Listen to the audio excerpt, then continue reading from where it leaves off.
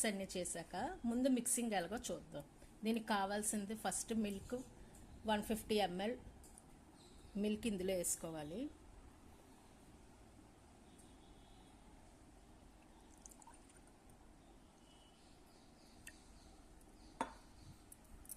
కొంచెం water add చేసుకోవాలి.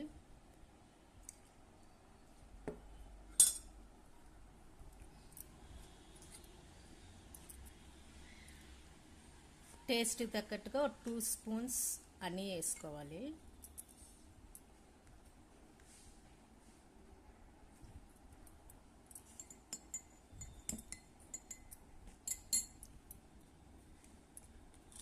Jaggery 1/4 or half spoon, నేను కొంచెం తక్కువ వేస్తున్నాను. షుగర్ పేషెంట్స్ అయితే తక్కువ వేసుకోవాలి. మిక్స్ చేసుకున్నాక ఇందులో